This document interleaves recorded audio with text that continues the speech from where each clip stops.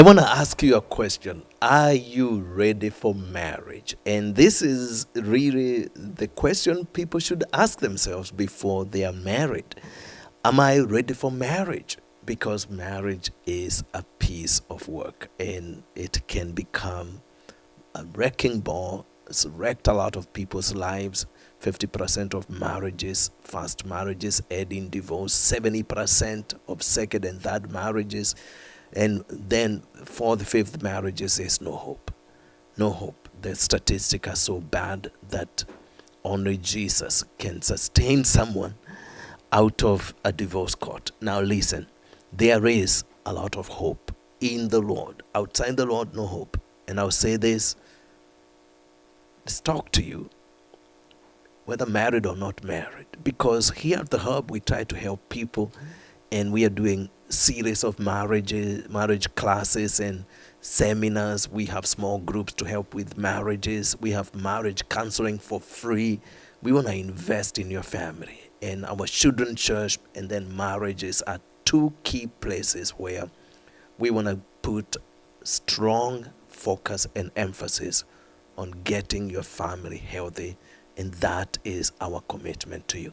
Now listen, Paul writing about this subject in 1 Corinthians 7, he talks about this in verse 6. But I speak this by permission and not of commandment.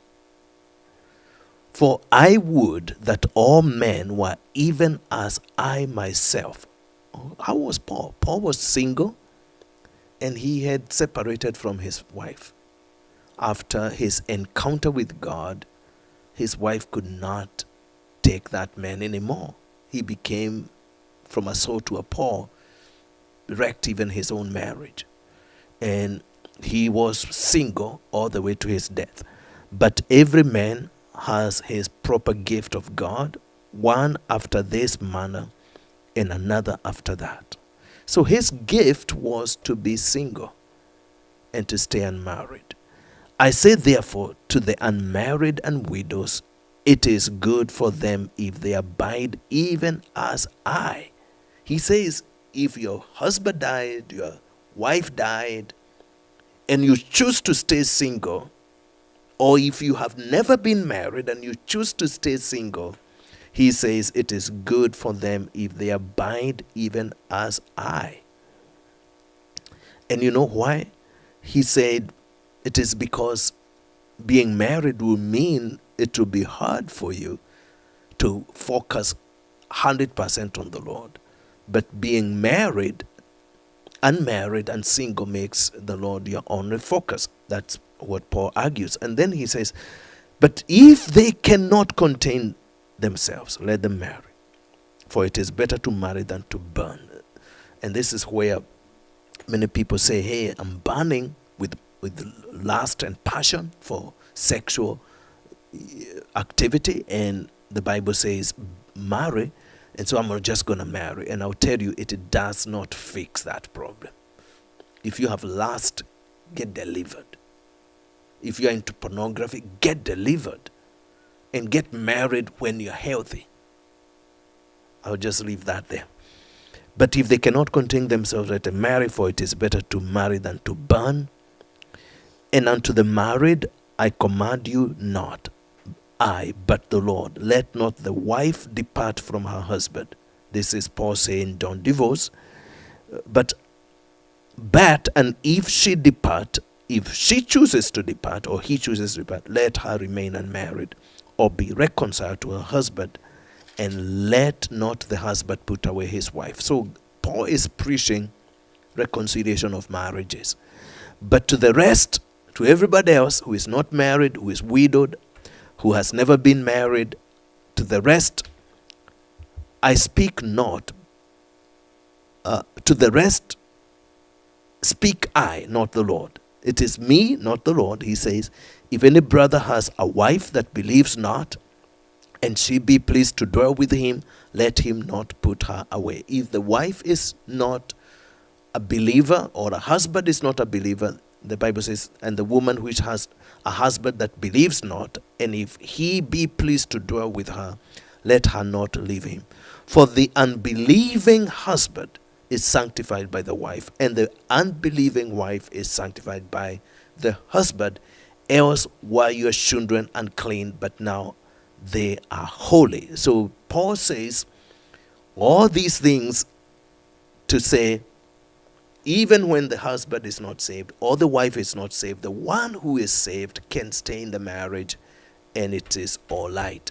But if the unbelieving depart, let him depart. If the one who does not believe chooses to leave, let them go. A brother or a sister is not under bondage in such cases. Meaning, now they can remarry if they want to, but God has called us to peace. Paul says, but please create peace before all these things happen. For who knows, O wife, whether you shall save your husband, or who knows, O man, whether you shall save your wife. But as God has distributed to every man, as the Lord has called everyone to, let him walk, and so ordain I in all churches. So, let's talk about, how do I know I'm ready to marry? Number one, you know you are ready to marry because God has called you to marry. Paul says there are people who are not called to be married. They are called to be single. Like him, he was called to be single. Of course, he was called to be single after he had been married before. We know that by the fact that nobody became a Pharisee or a high-ranking leader like Paul was when he was a Saul. If you were not married, you could not be a Pharisee of the Pharisee like he was. Very high-ranking. You had to have a wife. But Paul's wife left when Paul became a Paul and not a Saul and became an apostle. It was part of that encounter with Jesus and how it wrecked the rest of his life. It was like being hit by a semi pretty much, or a train. His conversion was radical. And I can totally understand the wife would not be able to deal with that level of change and transformation that happened within a couple of days. So again, he says, if you are called to be single, stay single. If you are called to be married, stay married. So how do you know you are called to be married? You burn. You don't have the grace to restrain. And some people are struggling with porn, masturbation, and all that. Get delivered first from all that. But also, after you get delivered, get married. Get married. And that is all I will say about that call. And of course, have you found a partner? And you are dating and you are in courtship. Get married. Now you know you are ready because you found someone that is a good fit for you. It's someone who aligns and connects with you. So that's a sign. But here are other signs that I should say they are for readiness. Number one is biological preparedness. Biological preparedness. This is age factor. Marry someone who is over 21.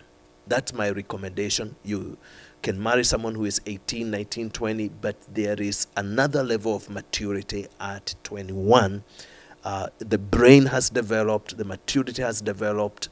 I know in the Bible people got married at 13, 14, but in what I'm going to advise, I'm going to say right now, get someone who has completed at least college. Completing college is 21, sometimes 24, 23.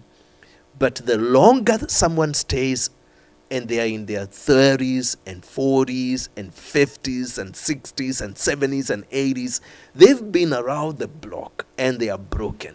And you're going to find someone who is a piece of work that needs some work to be done. And I'm talking to all the people in my age group.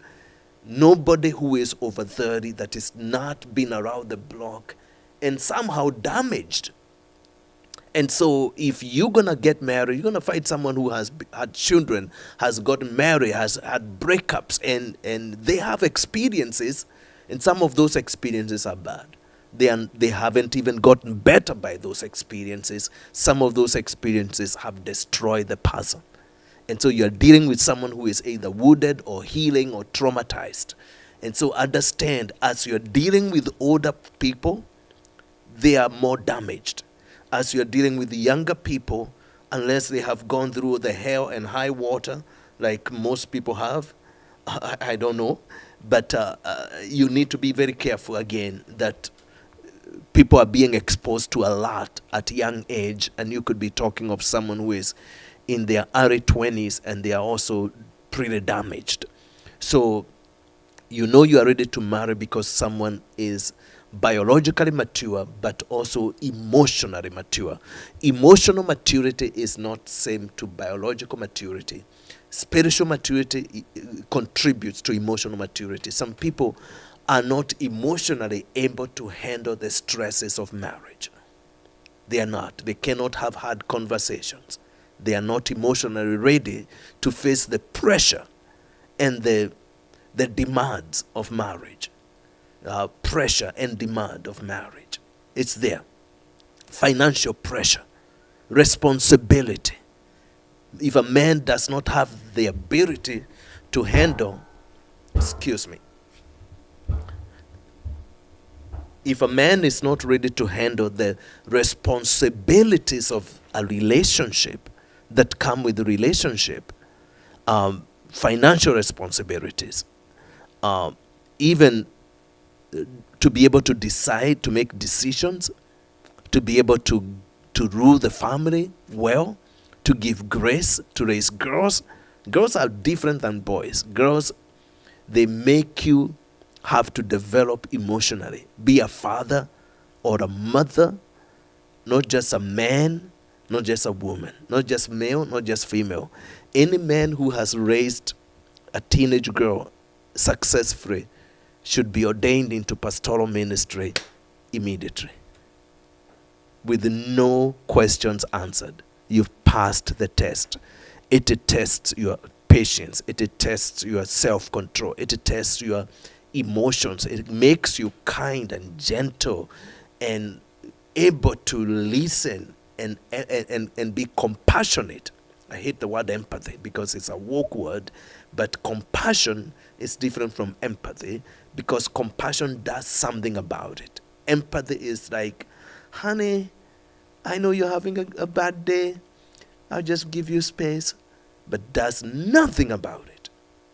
And so we have people who just want you to understand that I deal with depression, okay? So when I'm having my moment, stay away. Don't do nothing about it. I deal with depression. That's it. But compassion, Jesus was led by compassion and healed. And he was driven by compassion to heal, meaning compassion brings healing. Empathy just says, I'm not going to touch it. I understand you deal with your depression. You're having your moment. So have at it. I'm going to be here. And you, when you're done, let me know. When it's safe, let me know. Oh, today I can't work. I'm having depression. Other than today, I'm dealing with the depression. I need a miracle. It's today I'm dealing with depression and I can't work and don't talk to me. That's empathy. Compassion is today I'm dealing with depression. I need a breakthrough. And you break that thing off. It's a spirit. Are you with me? So again, emotional maturity is the ability to confront emotions, to deal with emotions, and to not let emotions govern you and wreck your relationships. If you are led by emotions, if you're too emotional and you have no control on emotions, you cannot control anger, depression, anxiety, panic attacks. Those are emotions too. And they are spirits of fear and trauma. They are based off trauma and they can be healed, guys. They can be healed. And if you cannot control lust, you cannot control aggression, emotions should be in your control and not controlling you. Emotions should not spill over and make the relationship a place of walking on eggshells, but they should become a place where you deal with them and you overcome them, you mature, and you walk not in emotions, but in the fruit of the Spirit of love, peace, joy, gentleness, kindness, self-control, faith. I mean, we're talking that your relationship, is guided by the fruit of the Spirit and not by emotions. So again, you know you are ready to get married if you have emotional maturity. Spiritual maturity contributes to emotional maturity. Another one is, this one I'll give it to you. Are you friends before you are dating? Or are you just friends? And if the phase of friendship was lost, create it. If it is not created, it's not going to come back. And you're going to find out you have been married and you're not friends. It's going to hurt. And also, I want you to understand, have you gone through something together and prevailed? Have you gone through something together and prevailed? We're talking, have you had a fight and prevailed? Some of you men, let me talk to you. The girl is so beautiful, you like her, but she's controlling and you don't know what to do. She's so controlling and you don't know what to do. And now you're heading into a marriage. I'll tell you what that marriage will be: a controlled marriage. You'll be controlled the rest of your life. If you don't deal with the spirit of control right now, it will come back to you in your marriage and you'll not be able to deal with it. And when you try to deal with it, it will force a very painful season in your life that could actually lead to a breakup. Better correct what needs to be corrected, because marriage only magnifies. It only magnifies what you're seeing. So look at some of these things. Have you gone through something together and prevailed? Have you talked about spending and talked about this irrational overspending that you're like, I don't want that, I'm not going to have that? And have you agreed on how you spend, your spending habits? Have you been able to clear it, talk through your spending habits? So again, these are some of the conversations. Have you had hard conversations about conflict? How did the relationship look after? Did it look dead or more healthier? Did it look more beautiful and healthier? Did it enable you to work better together, or did it become harder? Before I came to the studio, I had 3 hard conversations. 3. I'll tell you, as a pastor here at the Hub, hard conversations have given me the best teams I can imagine. 3 hard conversations. And hard conversations always end up with the greatest, most flourishing relationship. You need to go there, but you need the skills to go there, into those hard conversations, and come out better than you went. It may take long. One hard conversation took me 3 hours. 3 hours. I got drained. It's hard. But the fruit of it on the other side is the most beautiful, flourishing fruit of peace that I could ever imagine. Marry someone. You know you are ready to marry if someone is ready to resolve a tough thing with you and create a better structure, other than stonewalling, threatening, and being vicious when you're having a hard conversation. If it is all working good together, go ahead. And I'll tell you this, as my own children that I would talk to, or someone I really love, don't go with someone you've never had a fight and seen the other side of how that fight unfolds. And the person you've had the greatest, deepest, vulnerable conversation will probably be the person that you have the most fruitful, amazing relationship that is gonna hold off any other thing that may come to fight your marriage, and your marriage will prevail. Now, go for counseling. Go for counseling, and make sure as you go for counseling, you know your counselor is going to work with you and help you. We have 150 something questions that we give to the people who come for counseling. We do it for free. And those 150 something questions, they help you discuss so many areas and settle those conversations. And I think those questions can change everything about your life. I think they can. Anyway, I love you guys, and I'll see you soon right here at the Hub.